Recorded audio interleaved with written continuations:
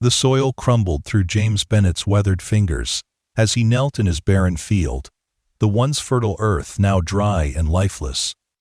With tears threatening to spill, he carefully wrapped his last remaining heirloom seedlings in a damp cloth seeds that had been in his family for generations. As he handed them to the kin-dyed stranger who'd appeared at his farm that morning, he whispered, "Take good care of them. They're all I have left." What James didn't know was that the woman accepting his precious gift wasn't just a passing traveler.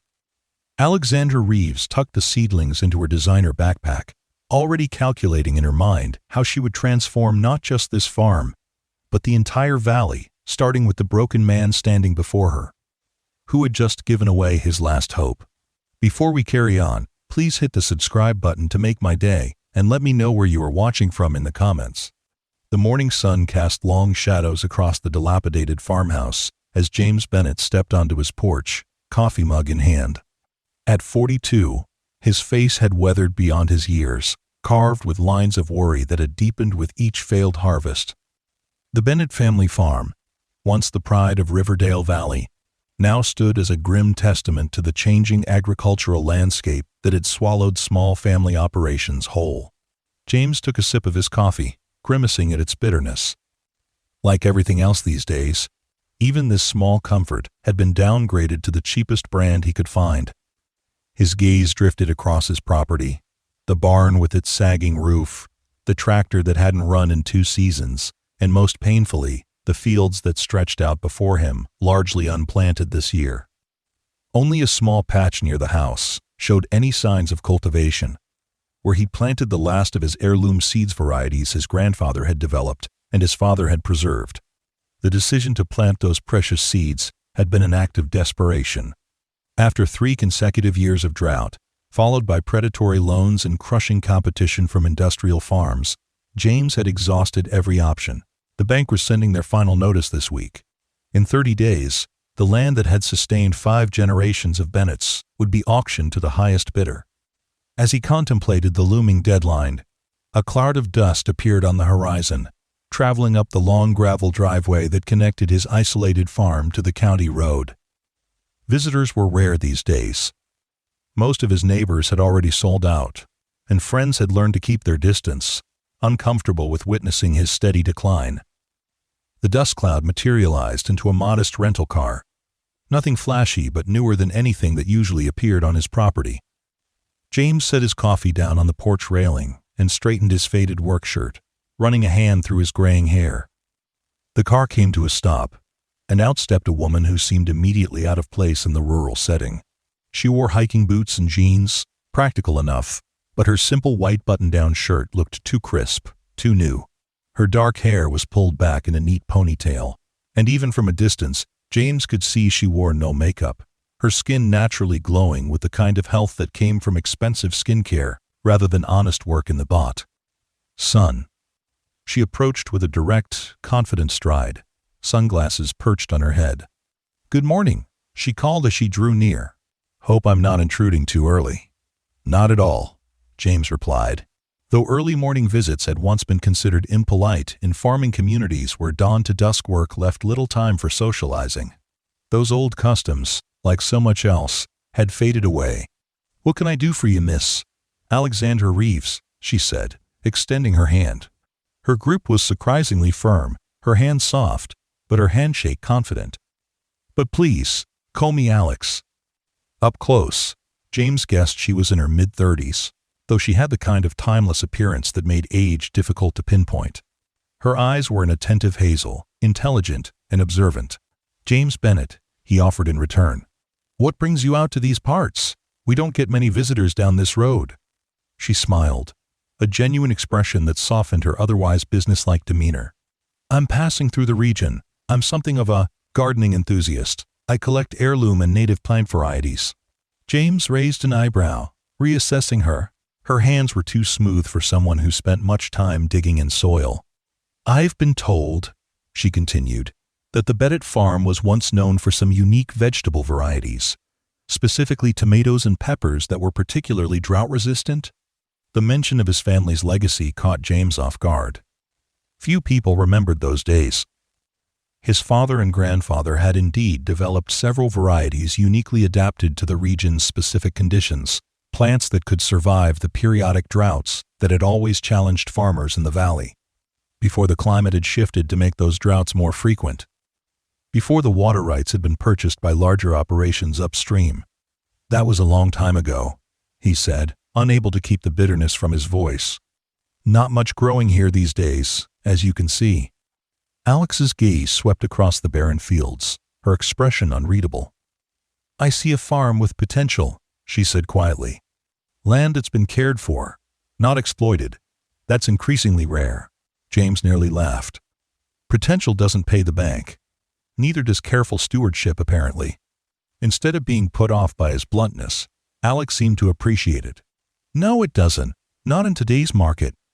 She paused, looking directly at him.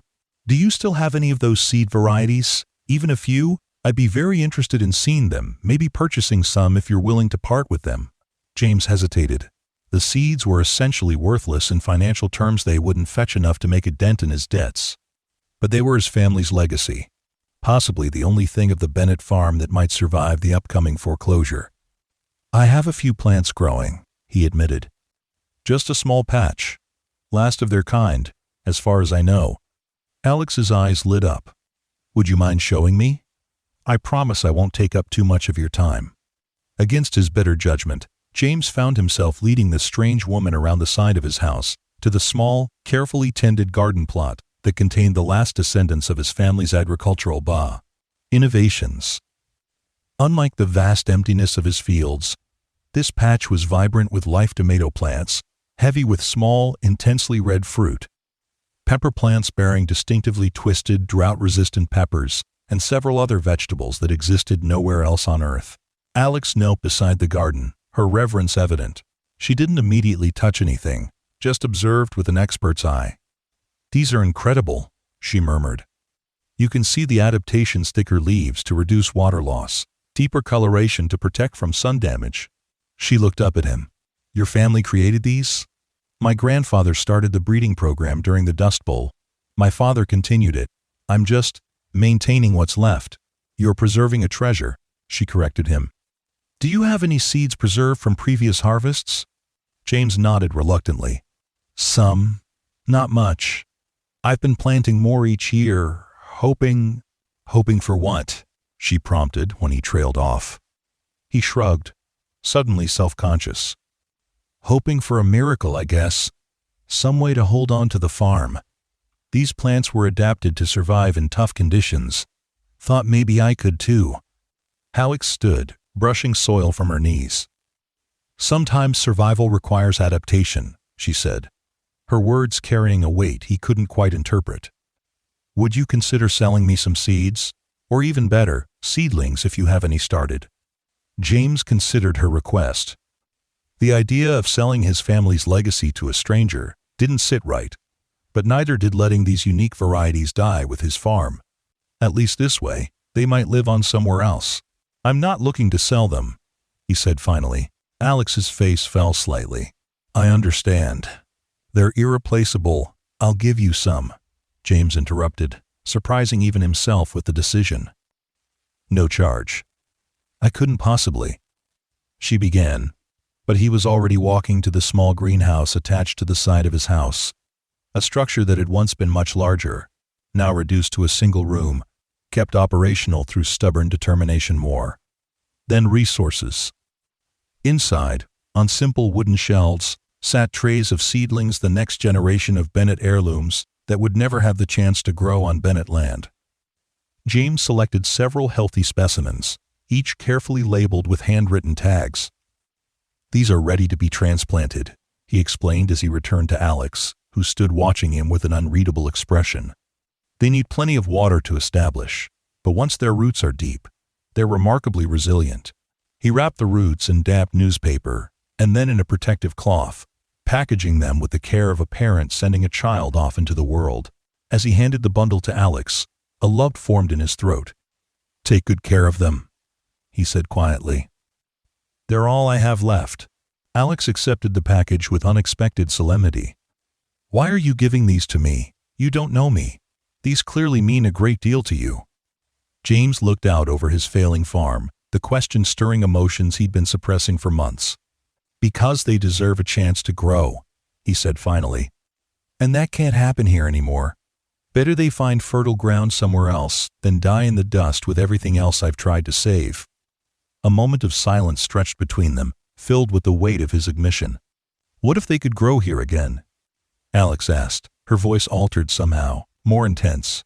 James shook his head. "Nice thought, but some things can't be fixed. This farm has had its time." Alex carefully placed the seedlings in a specialized container she retrieved from her car, something designed specifically for transporting plants, another detail that didn't align with her story of being a casual gardening enthusiast. "Thank you for these," she said. "I promise they won't be wasted." She handed him a business card. "If you ever want to know how they're doing, or if you ever reconsider that sale, please call me." James accepted the card automatically, not bothering to look at it as he slipped it into his pocket. He'd given away pieces of his heart with those seedlings. The last thing he wanted was updates on their life without him. "Safe travels," he said, already turning back toward his house, eager to be alone with his grief. "Mr. Bennett," Alex called after him. "One more question, if you don't mind." He paused, looking back at her. "If money wasn't an issue, if you could save this farm, what would you do differently? How would you adapt?" The question caught him off guard. No one had asked him about the future in a long time. Most conversations centered around the imminent loss of his past. He began, then stopped, organizing his thoughts. "I'd implement the water conservation system I designed 3 years ago, transition to fully organic, focus on the heirloom varieties as specialty crops for direct-to-restaurant sales, install solar to get off the grid." The ideas flowed more easily than expected, dreams he'd tucked away coming back to life. Build soil health instead of fighting it, work with nature instead of against it. Alex nodded, a smile playing at her lips. "I thought so," she said cryptically. "Thank you again, Mr. Bennett, for everything." As she drove away, James felt a curious mixture of loss and relief. He'd given away the last living symbols of his family's legacy, but somehow, sharing them had been less painful than watching them wither alongside his hopes. With a deep sigh, he returned to his cold coffee and the reality of his situation. The business card remained forgotten in his pocket as he went about his day, tackling the endless tasks required to maintain a dying farm. It wasn't until that evening, as he emptied his pockets before bed, that he finally looked at the information Alexandra Reeves had left him. The card was elegant but simple, off-white with raised lettering. Alexandra Reeves, Director of Agricultural Investments, Greenfield Ventures. Cultivating sustainable agriculture for future generations. Below her name was a phone number, email address, and the company's website. James stared at the card, the pieces suddenly clicking into place: her knowledge of agriculture, her interest in his seeds, her pointed questions about his plans. She wasn't a gardening enthusiast. She was a venture capitalist. James sat heavily on the edge of his bed, turning the card over in his hands. What would a venture capital firm want with his failing farm? With his seeds? The question circled in his mind as exhaustion overtook him, the card still clutched in his hand as he fell into a troubled sleep. He dreamed of his fields green and thriving, of his grandfather standing beside him at the edge of a bountiful harvest, saying words that dissolved into the morning light as his alarm dragged him back to consciousness. 3 days passed without James contacting the number on the card, though he carried it with him continuously, transferring it from pocket to pocket like a talisman. Pride kept him from making the call, pride and the deep-seated fear that whatever interest she'd shown had been merely professional courtesy, not a genuine offer of help. On the 4th day, as James was attempting to repair an irrigation pump, with parts cannibalized from other equipment, a now familiar cloud of dust appeared on the horizon. This time, 2 vehicles made their way up his drive: Alexandra's rental car, followed by a sleek black SUV.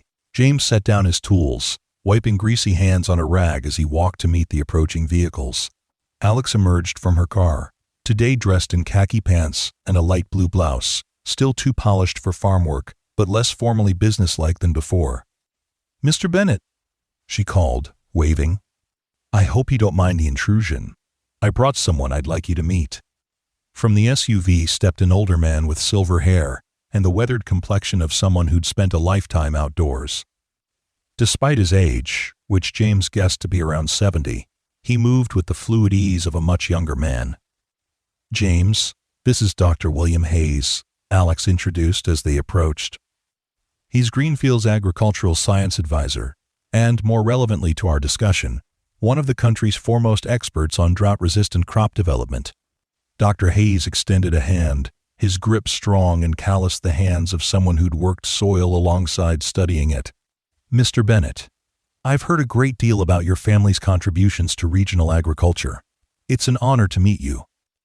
James accepted the handshake automatically, his mind racing to make sense of this new development. "Dr. Hayes, can't say my family's contributions amount to much these days." "On the contrary," Hayes replied, his eyes crinkling at the corners. "The seedlings you generously shared with Ms. Reeves represent genetic adaptations that could be invaluable in our changing climate. I've only had a few days to examine them, but what I've seen is remarkable." Alex stepped forward. "James, I owe you an apology. I wasn't entirely forthcoming about my interest in your farm when we met." James couldn't help a dry chuckle. "You don't say." She had the grace to look slightly abashed. "I should have been direct from the start. Greenfield Ventures is looking to invest in sustainable agriculture operations in regions, quote, impacted by climate change. We're particularly interested in farms with established genetic resources adapted to challenging conditions, end quote. Farms like mine," James stated flatly. "Except mine won't be mine in about 26 days. Alex nodded. "That's why I'm here today.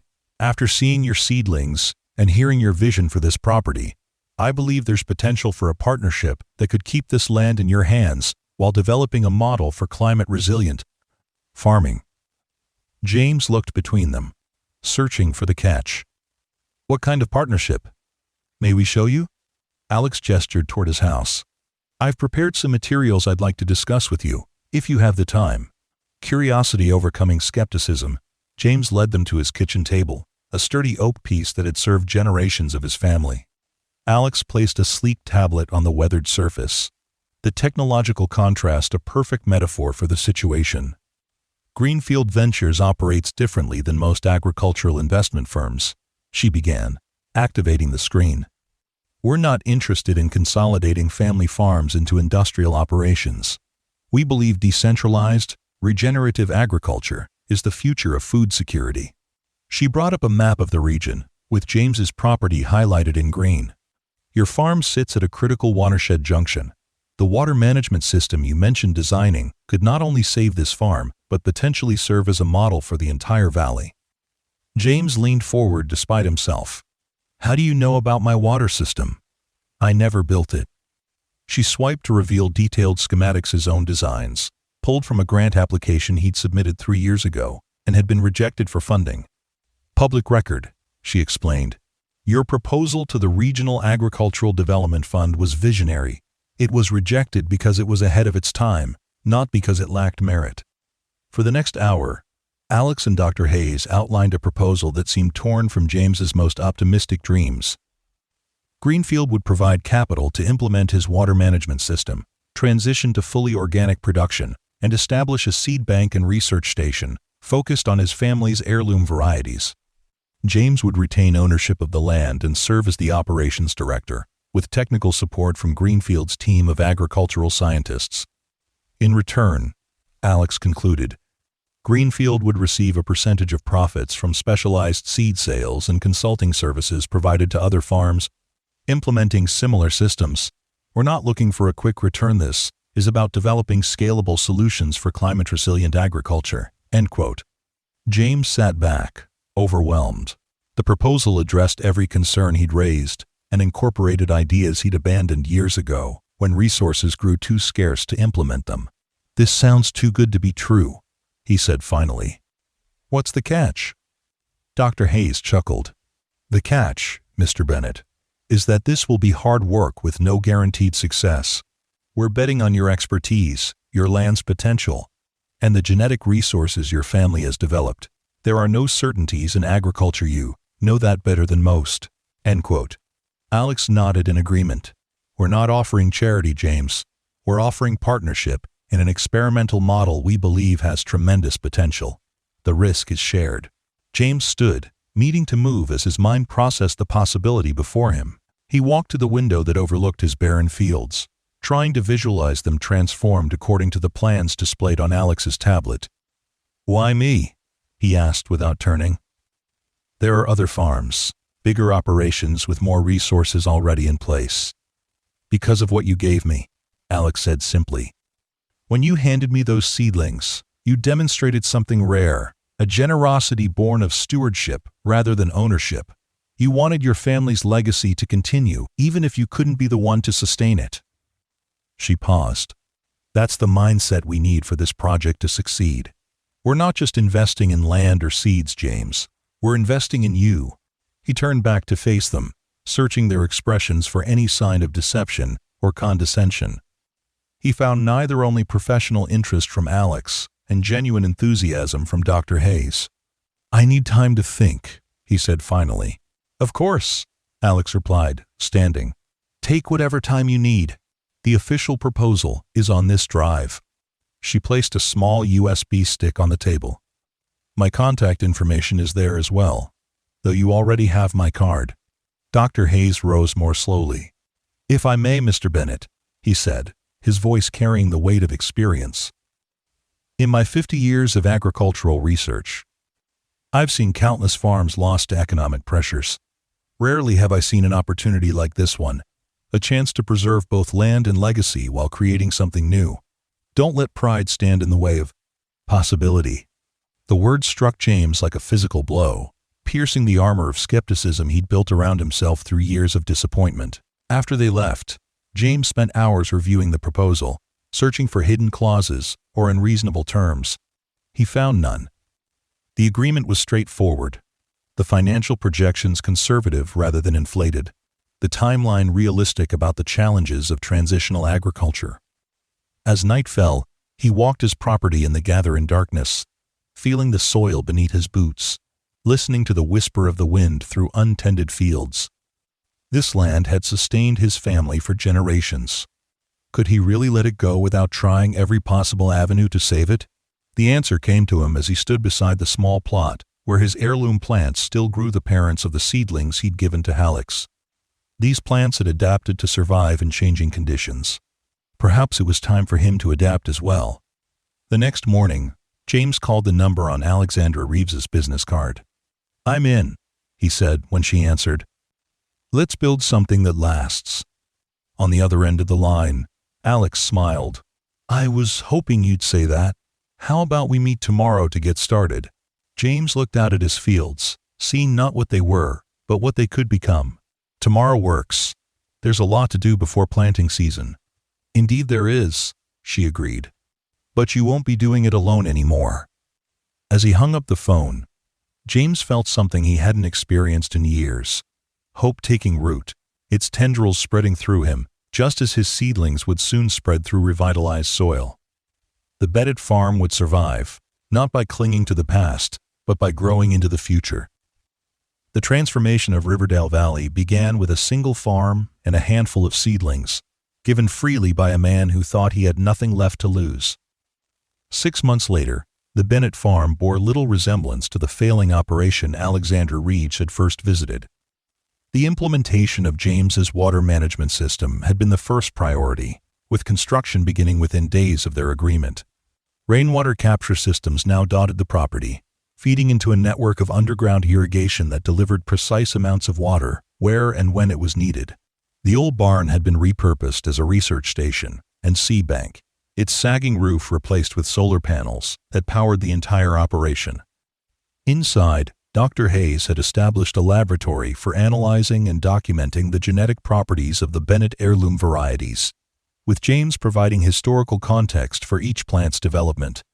Most dramatically, the barren fields had been sectioned into experimental plots, each implementing different aspects of regenerative agriculture. Cover crops grew in areas being prepared for the next planting season, building soil health and preventing erosion. Pollinator habitats bordered the plots, buzzing with life that had been absent for years. James stood at the edge of the eastern field, watching as workers installed the final components of a drip irrigation system. At his side was Alex, who had taken to visiting the farm at least once a week to monitor progress and make adjustments to their implementation plan. "The contractor says we'll be operational before the first freeze," James informed her, unable to keep the pride from his voice. "Right on schedule." Alex nodded, making notes on her tablet. "The water retention numbers from the north field are exceeding projections. Your design is working even better than we anticipated. My grandfather always said this land would tell you what it needed if you listened closely." "Enough," James replied. "I guess I finally started listening." They walked together toward the greenhouse complex that had replaced his small attachment to the house. Here, seedlings from his heirloom stock were being propagated in controlled conditions, preparing for both on-site planting and distribution to other farms in Greenfield's network. "The first partnership agreements came in this morning," Alex said, as they entered the climate-controlled space. 5 farms in the Western Valley want to implement your water system and trial your drought-resistant varieties next season. James paused, looking at the thousands of seedlings that had descended from the handful he'd given Alex months ago. "I still can't believe how quickly this is spreading." "People respond to success," she said simply. "You're proving that sustainable methods can be economically viable.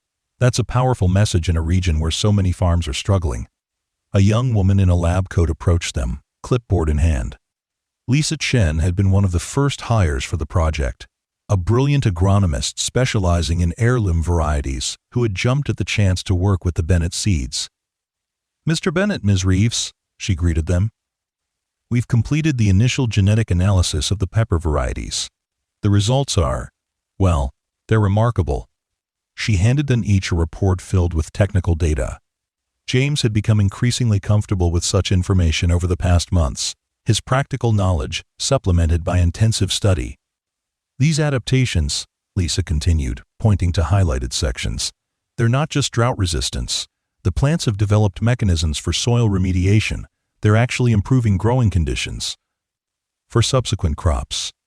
Alex looked up from the report, her expression serious. "You're saying these plants heal the soil?" "In a manner of speaking, yes," Lisa confirmed. "They extract fewer nutrients than conventional varieties while fixing nitrogen more efficiently. It's as if they were bred not just to survive harsh conditions, but to improve them." James felt a surge of emotion. "That's exactly what my grandfather intended," he said quietly. "He used to say that taking care of the land meant leaving it better than you found it. I always thought he meant careful stewardship, but he built that philosophy into the plants themselves." Alex placed a hand briefly on his arm, a gesture of understanding. In their months of working together, a comfortable rapport had developed between them, professional but warm, built on mutual respect and shared purpose. "This changes our approach," she said, thinking aloud. "If these varieties can improve soil health while producing crops, the regenerative timeline accelerates significantly. We should expand the trial plots," James suggested, already planning. "Different soil conditions, varying water levels, document the remediation effects across multiple environments." Lisa nodded eagerly. "I can design the experimental parameters. We'll need more greenhouse space for controlled variables." "Approved," Alex said without hesitation. "Draft a budget expansion and send it to me today. This is exactly the kind of breakthrough we've been looking for." As Lisa hurried away to begin work on the new project, James and Alex continued their tour of the property, discussing adjustments to their plans based on this new information. Their conversation flowed easily, technical details interspersed with broader visions for the future of sustainable agriculture. They ended their circuit at the small garden plot where James had first shown Alex his family's heirloom plants, now preserved as a living monument to the beginning of their partnership. The original plants still thrived, surrounded now by experimental cousins and newly developed crosses. "I've been meaning to ask," James said as they stood looking at the garden. "How did you find me? Out of all the struggling farms in the country, how did Greenfield Ventures end up at my door?"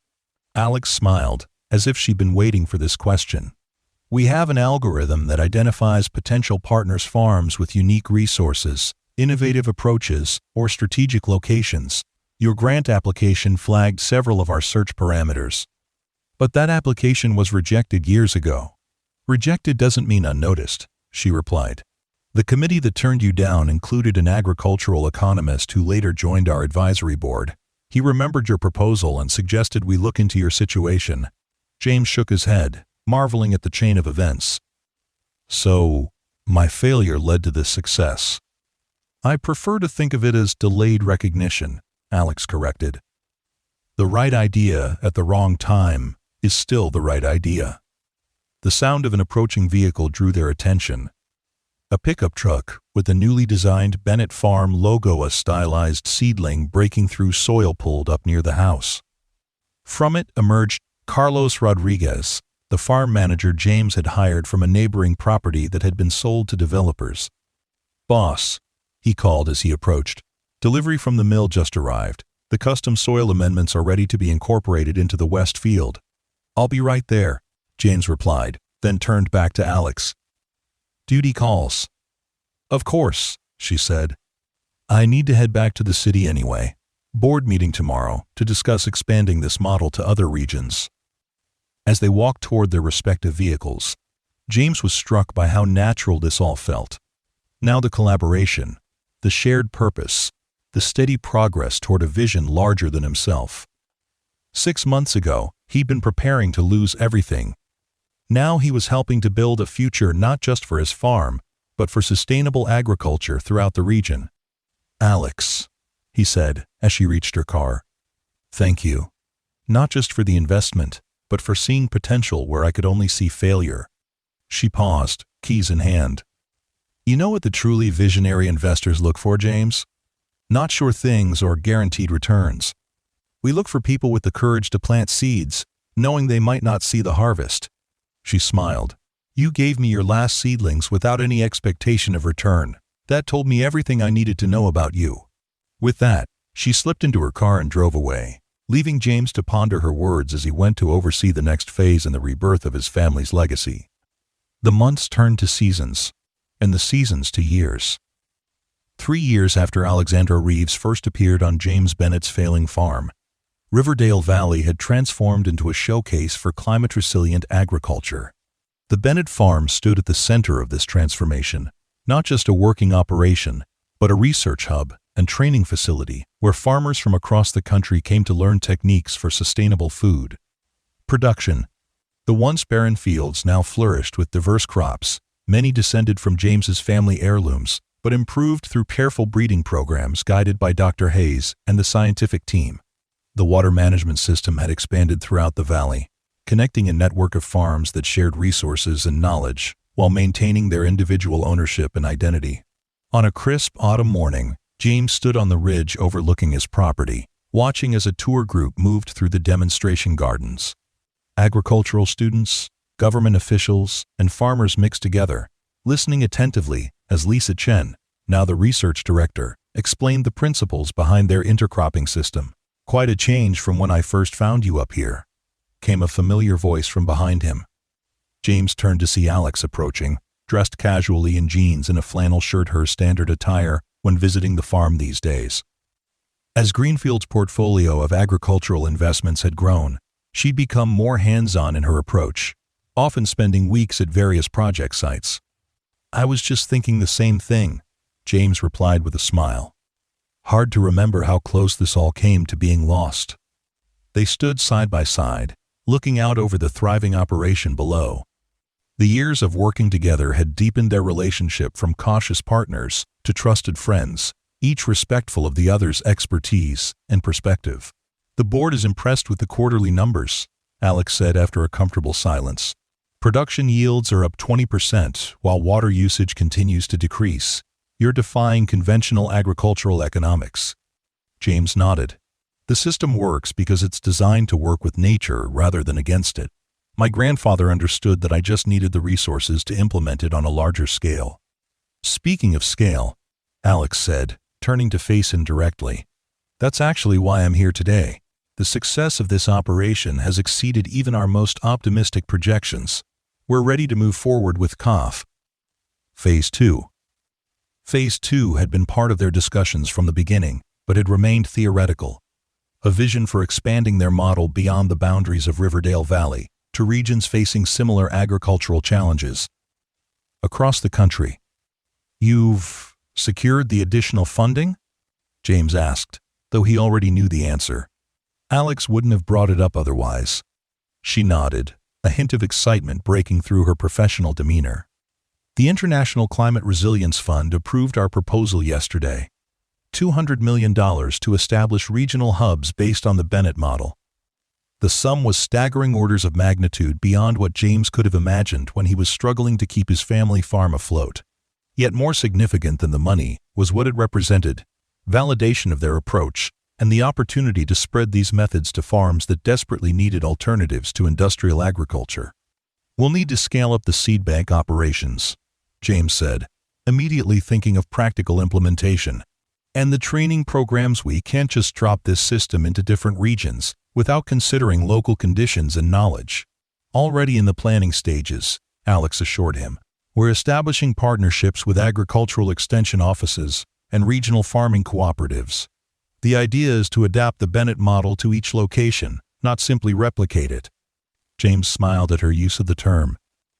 In agricultural circles, their integrated approach to water management, soil health, and adapted crop varieties had become known as the Bennett model. A name that would have amazed his grandfather, who had developed his techniques through necessity and observation rather than formal research.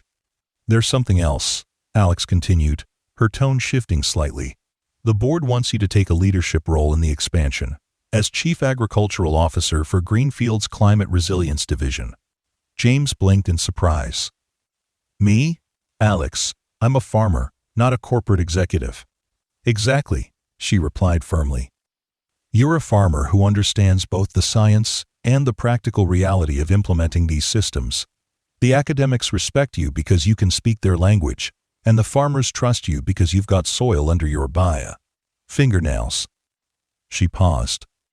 We need you, James. This can't just be a venture capital project. It has to be farmer-led. He looked back out over his land, considering the proposal. The farm was running smoothly now, with Carlos proving himself an exceptional manager and the research team well established in their roles. Perhaps it was time to think beyond the boundaries of the Bennett property. I'd need to be able to come back regularly, he said finally. Keep my hands in the dirt, see the seasons change here. Of course, Alex agreed readily. We're not asking you to leave the farm behind just to help others build what you've created here. You'd split your time between regional hubs, with this as your home base. James nodded slowly, the possibilities expanding in his mind. When do we start? Alex's smile widened. There's a regional agricultural conference in Denver next month. We thought that would be the perfect opportunity to announce the initiative and introduce you in your new role. A month gives me time to get the winter preparations in order here, James said, his mind already organizing the tasks that would need to be completed. I'll need to brief Carlos on the expansion plans too. Perfect, Alex replied, pulling out her tablet. I've already drafted an outline of your responsibilities and the initial target regions. Take some time to review, and we can discuss any concerns. As they walked back toward the main buildings, James felt a curious blend of excitement and trepidation. 3 years ago, he had been a man at the end of his rope, prepared to lose everything his family had built. Now he was being asked to help shape the future of sustainable agriculture across the country. The responsibility was enormous, but so was the potential impact. The announcement at the Denver Agricultural Innovation Conference the following month created waves throughout the farming community. James, dressed in a suit jacket over a button-up shirt, a compromise between his farmer sensibilities and the corporate setting, stood beside Alex on stage as she presented the climate-resilient farming initiative to an audience of industry leaders, government officials, and media representatives. The heart of this program, Alex explained, gesturing to the impressive data displayed on the screen behind her, is the Bennett model, developed by fifth-generation farmer James Bennett.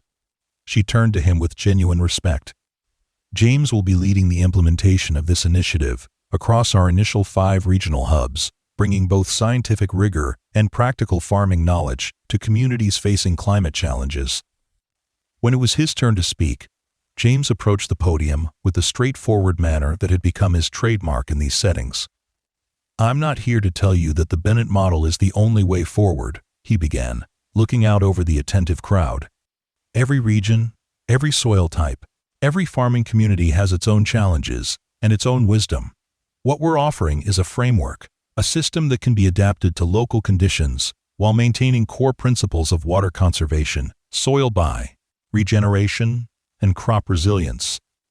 He clicked to the next slide, showing before and after satellite images of Riverdale Valley. The transformation from brown, failing farms to a green, productive agricultural community, visible even from space. "3 years ago, I was weeks away from losing my family farm," he continued, his voice steady despite the emotion the memory still evoked. "Today, that same land is producing higher yields with lower inputs than at any point in its history. Not because of some miracle technology or massive capital investment, but because we started working with natural systems rather than against them." The presentation continued with technical details of water usage reductions, soil carbon sequestration measurements, and production efficiency metrics data that silenced even the most skeptical attendees. When the floor opened for questions, the first came from a weather-beaten older man who identified himself as a wheat farmer from the drought-stricken plains of eastern Colorado. "This all looks good on paper," he said, skepticism evident in his tone. "But how do you transfer something like this to operations that don't have venture capital backing? Most of us are just trying to make the next effort." "Loan payment." James nodded, appreciating the directness of the question. "That's exactly why we're here. The initial phase required investment to prove the concept, yes.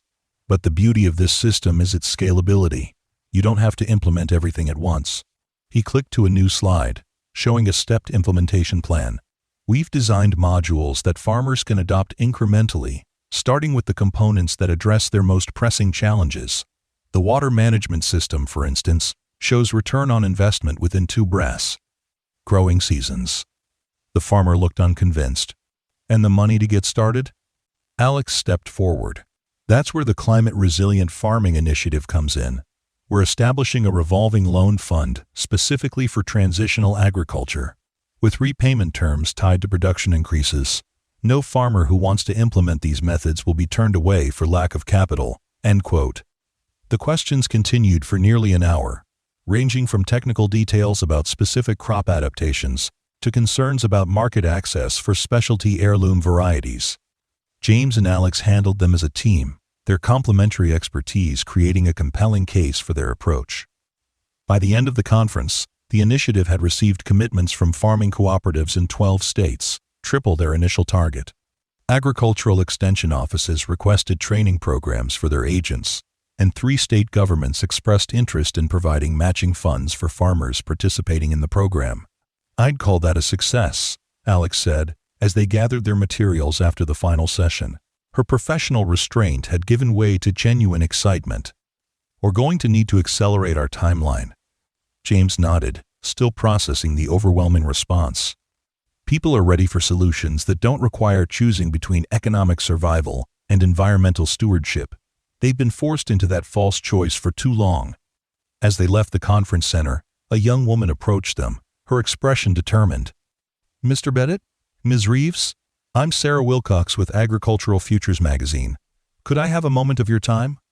They agreed to a brief interview in the hotel lobby, where Sarah asked insightful questions about the long-term vision for the initiative. As they were concluding, she posed a more personal question to James. "You've gone from a farmer on the brink of foreclosure to the face of a multi-million-dollar agricultural revolution in just 3 years. How has that transformation affected you personally?" James considered the question, looking to Alex briefly before answering. "The thing about farming," he said slowly, "is that it teaches you to think in terms of seasons and cycles. Good years, bad years, they come and go. What matters is building systems that can weather the extremes." He paused, formulating his thoughts. "I don't see this as a personal transformation, so much as a return to values that farmers have always understood: stewardship, adaptation, planning for future generations. The methods are innovative, but the CAR principles are ancient. Sarah nodded, jotting notes. And your partnership with Greenfield Ventures, how has that evolved? Alex interjected smoothly. Our relationship with James and other farmers in our network isn't the traditional investor-investee model. We see ourselves as facilitators, providing resources and connections, while the farmers provide the expertise and innovation. It's a true collaboration. End quote. Though she did have to convince me of that at first, James added with a smile. I was pretty suspicious when a venture capitalist showed up asking about my heirloom seeds. Sarah laughed, closing her notebook. That sounds like a story in itself. Perhaps for another time, Alex suggested, checking her watch. We have a dinner meeting with the Colorado Farming Cooperative in 30 minutes. After the reporter departed, they made their way to the hotel restaurant, where representatives from the cooperative were already gathered.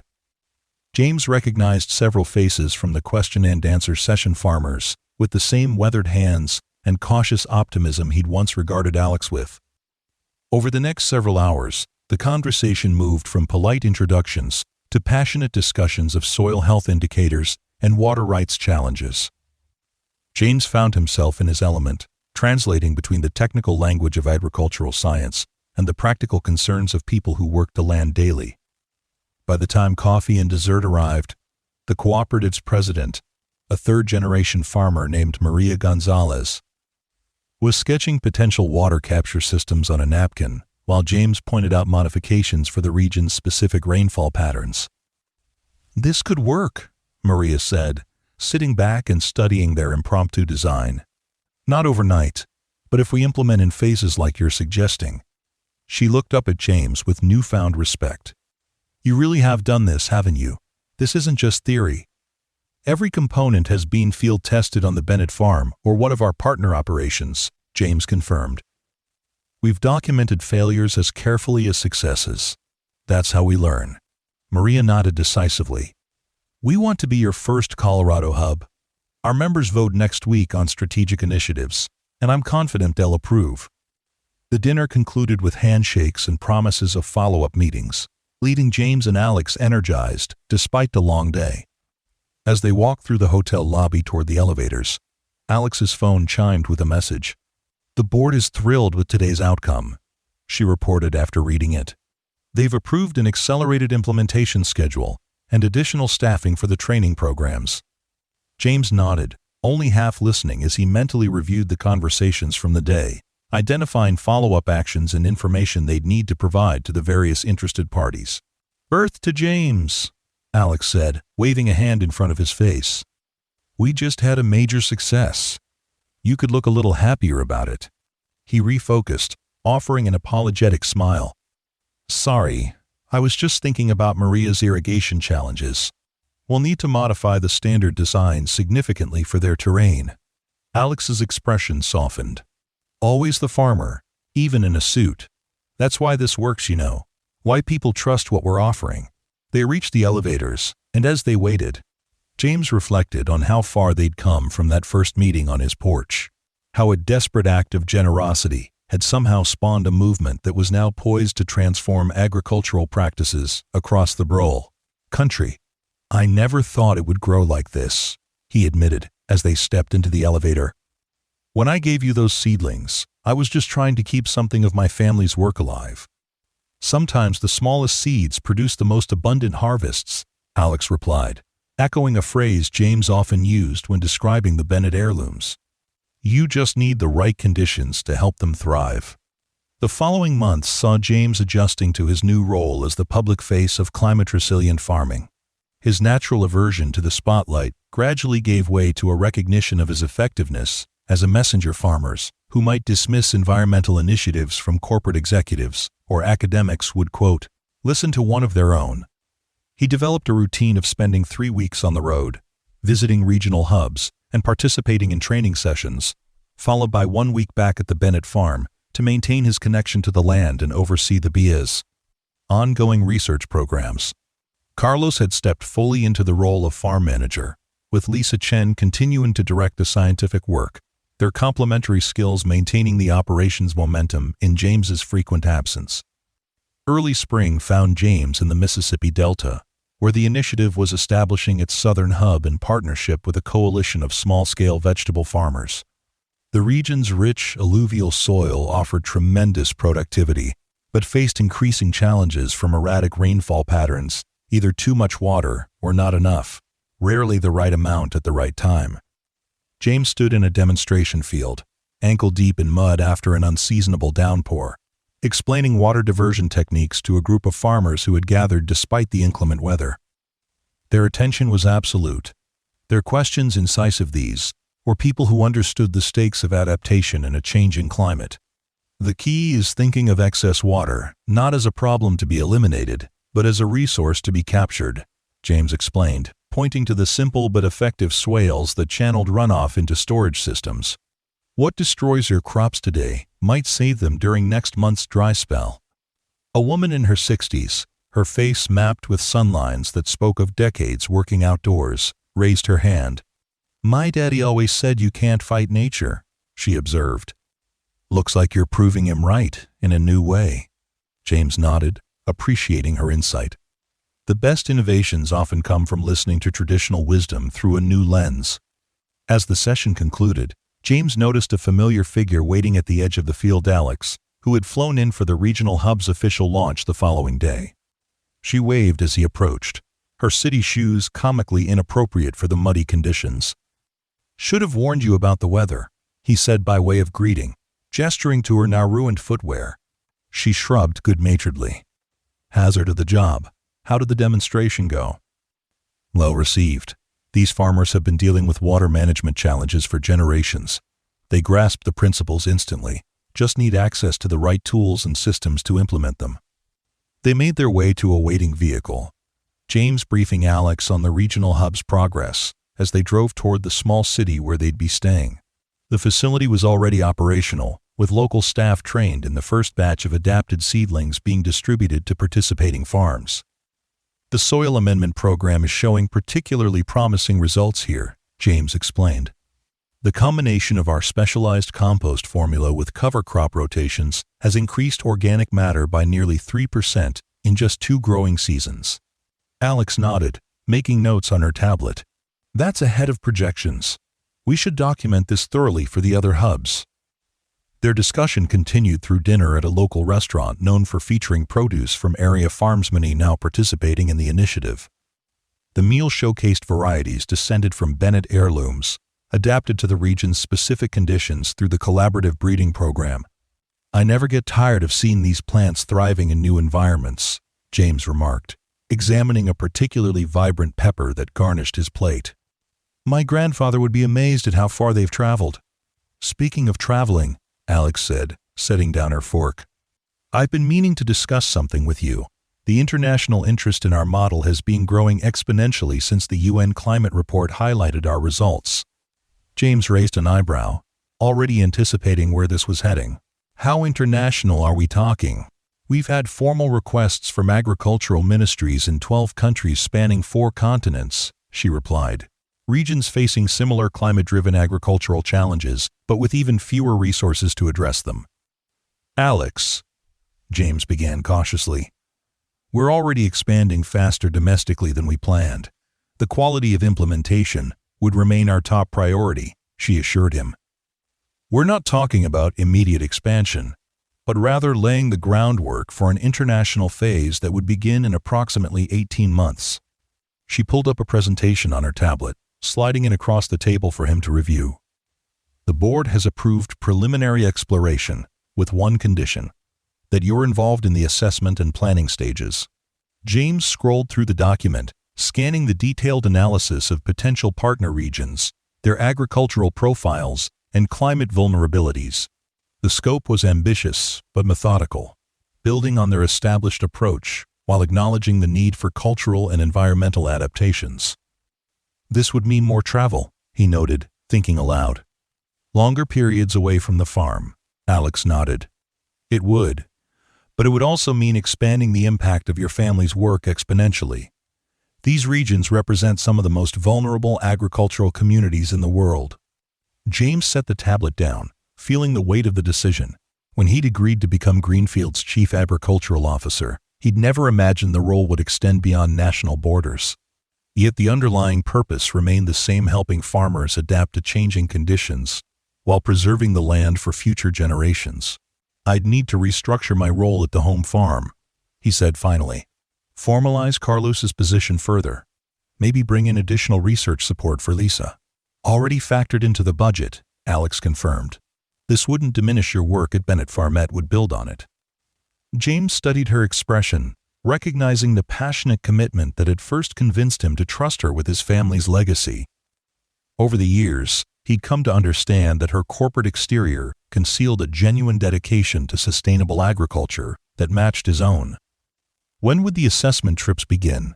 he asked, implicitly accepting the new direction. "3 months from now, after the domestic launches are complete," she replied, not quite hiding her relief at his receptiveness. "A series of 2-week visits to candidate regions, space to allow you time back at the farm between trips." They spent the remainder of the evening discussing the practical details of the international initiative, their conversation animated by a shared vision that had grown from a local experiment to a global possibility. As they parted ways in the hotel lobby, Alex handed James a small package. "Before I forget," she said, "this is for you. A small token of appreciation from the board for your work this past year." James unwrapped it to find a beautifully crafted wooden box. Inside, nestled in velvet, was a silver seedling pendant on a simple leather cord, an elegant replica of the Bennett Farm logo. "The metal is recycled silver, ethically sourced," Alex explained. "The wood for the box comes from sustainably managed forests. We thought you'd appreciate those details." James lifted the pendant, unexpectedly moved by the gesture. "It's perfect," he said simply. "Thank you." "The thanks go to you, James," she replied earnestly. "None of this would exist without your willingness to share your knowledge and your seeds with the world." As he made his way to his room, the pendant secure in his pocket, James reflected on the journey that had brought him here. From the brink of losing everything to standing at the threshold of a global initiative, all because he'd chosen generosity over despair when a stranger asked for seedlings. The next morning, as he prepared for the regional hub's launch ceremony, James slipped the silver seedling around his neck, a tangible reminder of the growth that can spring from even the smallest acts of hope. The international assessment phase began that summer, with James's first trip taking him to drought-affected regions in southern Spain. There, traditional olive and almond operations faced existential threats from rising temperatures and decreasing rainfall. The landscape, with its terraced hillsides and ancient irrigation systems, presented both challenges and opportunities for implementing modified versions of the Bennett model. "These terraces have managed water flow for centuries," James observed to his local guide, an agricultural extension officer named Miguel, as they walked a hillside grove. "We don't want to replace that knowledge, we want to enhance it with complementary technologies." Miguel nodded appreciatively. "That approach will find favor here. Farmers are tired of experts arriving with solutions that ignore generations of local wisdom." Over 10 intensive days, James met with farming cooperatives, government officials, and research institutions, listening as much as advising. He collected soil samples, documented existing water management practices, and identified indigenous crop varieties that might contribute valuable genetics to their breeding programs. Each night, he compiled detailed notes and video recordings, sharing them with the research team back at Bennett Farm and with Alex, who coordinated the broader assessment strategy from Greenfield's headquarters. Their nightly video conferences became a ritual, with James reporting his findings and Alex providing context from other assessment teams operating simultaneously in different regions. "The situation here has similarities to what we faced in Riverdale," James explained during one such call, his tired face illuminated by the glow of his laptop in a small hotel room. "The traditional varieties have adaptations we can work with, but they're disappearing as farmers adopt commercial hybrids that promise higher short-term yields." Alex's image nodded on the screen. "We're seeing the same pattern in North Africa. The loss of agricultural biodiversity is accelerating everywhere. I've collected samples of 6 olive varieties that show remarkable drought tolerance," James Chet continued. Local farmers called them the survivors because they're the only trees that produce during the last 3 drought years. Document everything about their growing conditions, Alex advised. Lisa wants complete environmental profiles for the gene bank. The patter repeated as James traveled to Morocco, Kenya, India, and Vietnam over the following months. Each region presented unique challenges and cultural contexts, yet the fundamental issues remained consistent. Farmers caught between climate pressures and economic constraints, traditional knowledge being lost as younger generations abandoned agriculture, and declining ecosystem services as industrial methods replaced sustainable practices. By the time he returned to Riverdale Valley for the annual harvest celebration, a tradition they'd established to mark the anniversary of the Bennett Farm's transformation, James had accumulated a wealth of insights and possibilities for the international initiative. The celebration provided a welcome opportunity to reconnect with the community that had formed the foundation of their expanding work. The event had grown from a small gathering of participating farmers to a regional festival that attracted visitors from across the country interested in sustainable agriculture. The Bennett Farm opened its doors to the public, offering tours of the research facilities, demonstrations of water conservation techniques, and tastings of dishes prepared with their heirloom varieties. James moved through the crowds, greeting familiar faces and welcoming newcomers, his silver seedling pendant catching the autumn sunlight. Despite his extensive travels, this land remained the center of his world, the place where theory met practice and innovation was grounded in tradition. He found Alex near the demonstration kitchen, where chefs from partner restaurants were showcasing the culinary potential of Bennett heirlooms. She stood slightly apart from the crowd, observing the bustling activity with evident satisfaction. "Enjoying the fruits of our labor?" James asked as he joined her, gesturing toward the colorful display of produce. "Literally and figuratively," she replied with a smile. "The growth since last year's celebration is remarkable."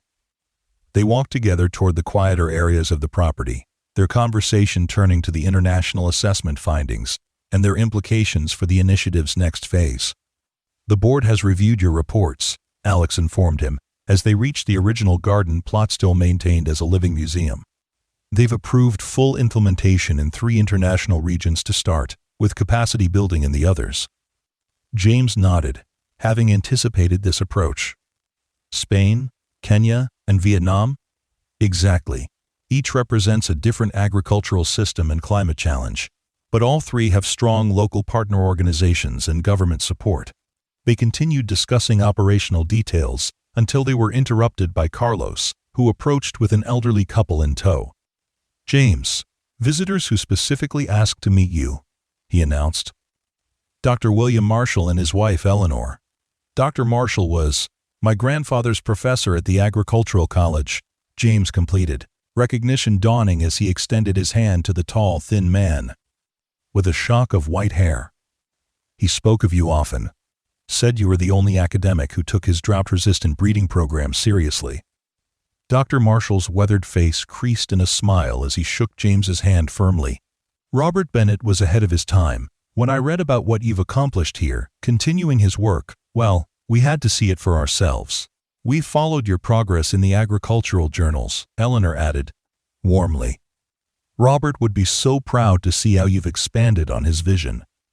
James introduced them to Alex, explaining her role in transforming his grandfather's work from a local innovation to an international initiative. As they toured the property together, Dr. Marshall provided historical context that filled gaps in James's understanding of his family's agricultural legacy. "Your grandfather was investigating drought resistance back when most researchers were focused solely on increasing yields," the professor explained as they examined the seed bank. "He understood that climate variability would become the limiting factor in agriculture, not just fertility or pest management. He never published his findings formally," James noted. "I always wondered why." Dr. Marshall sighed.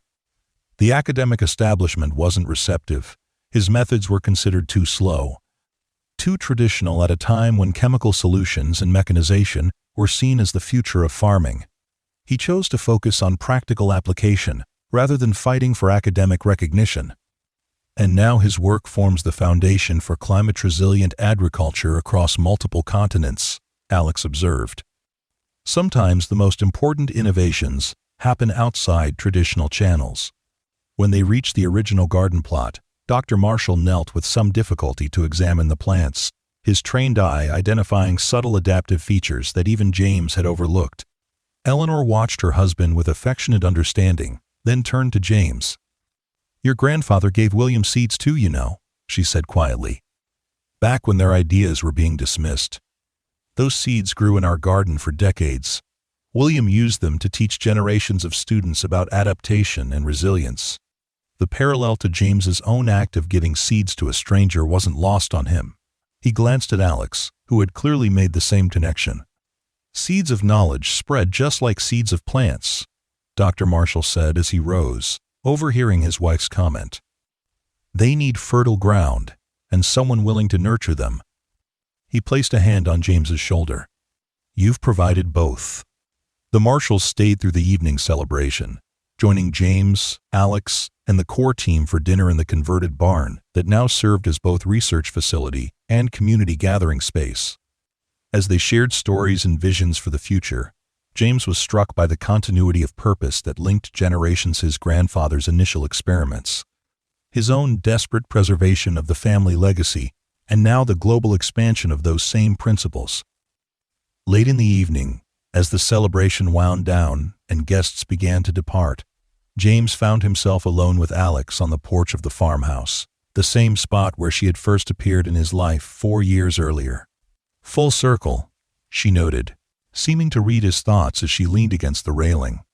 "Though I never imagined this outcome when Greenfield sent me to evaluate your farm's potential." "Neither did I," James admitted. "I was just trying to survive another day." They stood in comfortable silence, watching the last visitors make their way to the parking area, headlights cutting through the gathering darkness as vehicles departed. "The international implementation will change things," Alex said finally. "Your role, the organization structure, the scale of our impact." James nodded, having considered this extensively during his assessment trips. "Change is the only constant in farming. You adapt or you disappear." "Are you ready for it?" she asked, turning to study his expression. "This will be bigger than anything we've tackled before. More complex politically, culturally, logistically." He met her gaze steadily. "I'm ready. The principles remain the same, even as the context changes. Work with nature, not against it. Respect local knowledge. Build soil health. Conserve water. The details vary, but the foundation is IA. Constant." Alex smiled, satisfaction evident in her expression. "That's what I told the board when they questioned whether we were expanding too quickly. The Bennett model isn't just a set of techniques, it's an approach to problem solving that can be adapted to any agricultural context." "My grandfather would have hated hearing it called the Bennett model," James chuckled. "He always insisted he was just observing what nature already knew. Yet without the Bennett family's careful documentation and preservation, that knowledge might have been lost," Alex pointed out.